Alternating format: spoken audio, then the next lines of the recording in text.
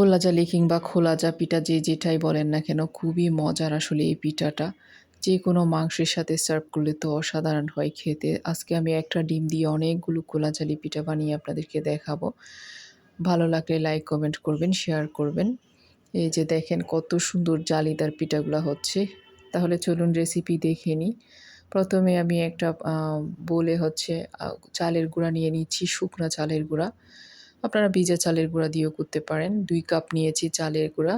এখানে আমি লবণ স্বাদ মতো দিয়েছি। এখন আমি কুসুম গরম পানি দিব এটা।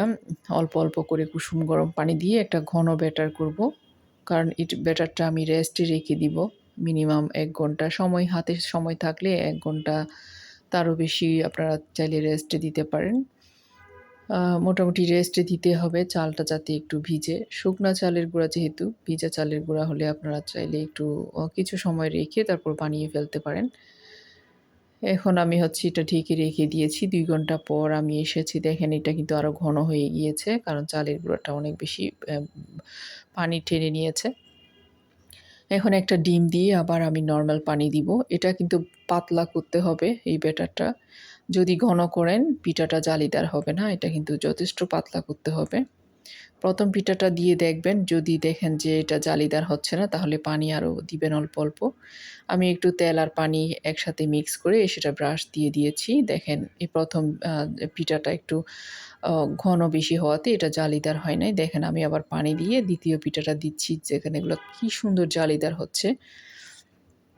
মোটামুটি আপনারা পাতলা রাখবেন ব্যাটারটা, দেখবেন কত সুন্দর করে পিঠাগুলা হয়ে যায়। একটা, একটা করে আমি এভাবে করে সবগুলা পিঠা বানিয়ে নিচ্ছি। আর দেখতে পাচ্ছেন কতটা জালিদার হয়েছে। এত মজার হয় এটা পিঠাগুলা। যত বেশি পাতলা হবে তত বেশি সুন্দর হবে কিন্তু পিঠাগুলা। এই যে একটা ফ্রাইং প্যানে আপনারা একটু তেল পানি একসাথে একটা বাটিতে নিয়ে সেটা একটু ব্রাশ করে দেবেন, যদি না ওঠে আরকি। এই যে আমি এভাবে করে সবগুলা পিঠা সুন্দর করে বানিয়ে নিচ্ছি। দেখতেই পাচ্ছেন আপনারা কত সুন্দর জালিদার হচ্ছে পিঠাগুলা। আর আমার অনেক বেশি মজা লাগছিল পিঠাগুলা বানাতে। আশা করি আপনাদের উপকারে আসবে। রেসিপিটা ভালো লাগলে লাইক, কমেন্ট করবেন, শেয়ার করবেন। আর ইউটিউব চ্যানেল থেকে যারা দেখবেন আমার চ্যানেলটাকে সাবস্ক্রাইব করে চ্যানেলের পাশে থাকবেন। পাশে থাকা বেল আইকনটা ক্লিক করে দেবেন, তাহলে আমার সবগুলো রেসিপি সাথে, সাথে আপনাদের কাছে পৌঁছে যাবে। এভাবে করে সবগুলো বানিয়ে আমি তুলে নিচ্ছি।